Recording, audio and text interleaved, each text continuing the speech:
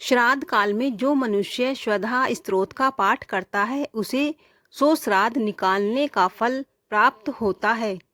ब्रह्मोवाच स्वधोच्चारण मात्रेण तीर्थ स्नायी भवे नरः मुच्यते सर्व पापेभ्यो वाजपेय फलम लभेत।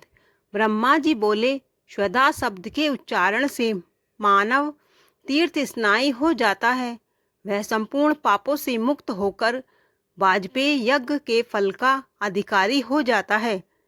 श्रद्धा श्रद्धा श्रद्धेत्येवं यदि वारत्रयं स्मरेत् श्राद्धस्य फलम् आप्नोति कालस्य तर्पणस्य च।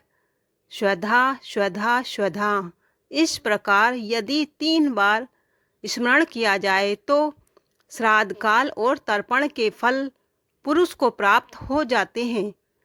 श्राद्ध काले स्वधा स्त्रोतम यह शृणोति समाहितः लभेत् श्राद्ध शतानां च पुण्यमेव न संशयः। श्राद्ध के अवसर पर जो पुरुष सावधान होकर स्वधा देवी के स्त्रोत का श्रवण करता है वह 100 श्राद्धों का पुण्य प्राप्त कर लेता है, इसमें संशय नहीं है। श्रद्धा श्रद्धा श्रद्धेत्येवं त्रिसंध्यं यह पठे नरः प्रियां विनीतां स लभेत साध्वी पुत्रं गुणान्वितं।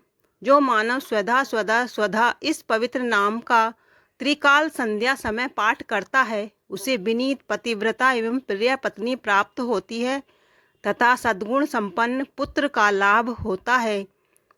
पितॄणां प्राणतुल्या त्वं द्विज जीवन रूपिणी श्राद्धाधिष्ठा त्रिदेवी च श्राद्धादीनं फलप्रदा।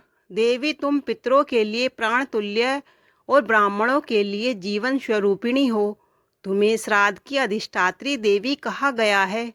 तुम्हारी ही कृपा से श्राद्ध और तर्पण आदि के फल मिलते हैं।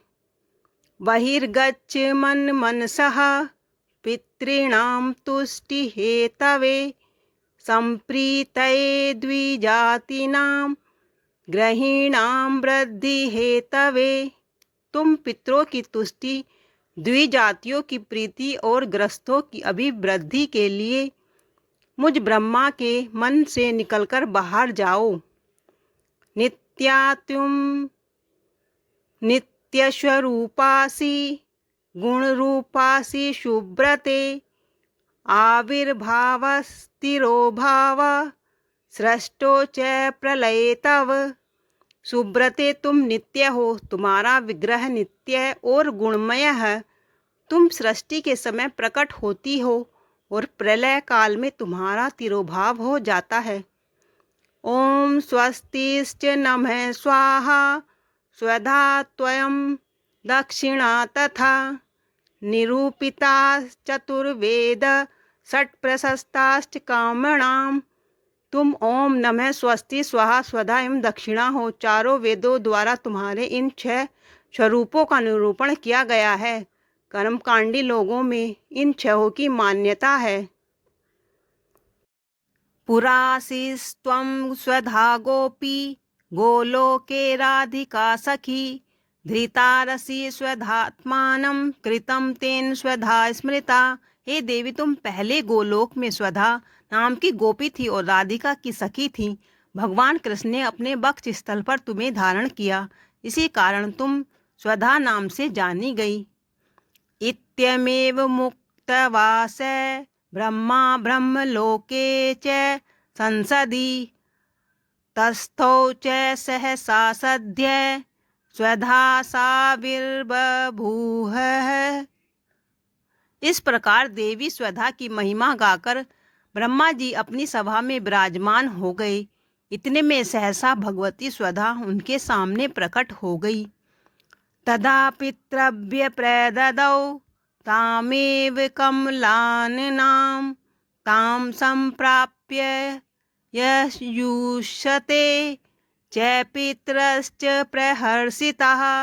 तब पितामह ने उन कमल नयनी देवी को पितरों के प्रति समर्पण कर दिया। उन देवी की प्राप्ति से पितर अत्यंत प्रसन्न होकर अपने लोक को चले गए। स्वधा स्तोत्रमिदं पुण्यं यः शृणोति समाहितः स स्नातः सर्वतीर्थेषु वेद पाठ फलम लभेत। यह भगवती स्वधा का पुनीत स्तोत्र है। जो पुरुष समाहित चित्त से इस स्तोत्र का श्रवण करता है उसने मानो संपूर्ण तीर्थों में स्नान कर लिया और वह वेद पाठ का फल प्राप्त कर लेता है। इति श्री ब्रह्म वैवर्त महापुराणे प्रकृति खंडे ब्रह्माकृतं स्वधा स्तोत्रम संपूर्णम। पितृपक्ष श्राद्ध के दिनों में इस स्वधा स्तोत्र का पाठ करना चाहिए।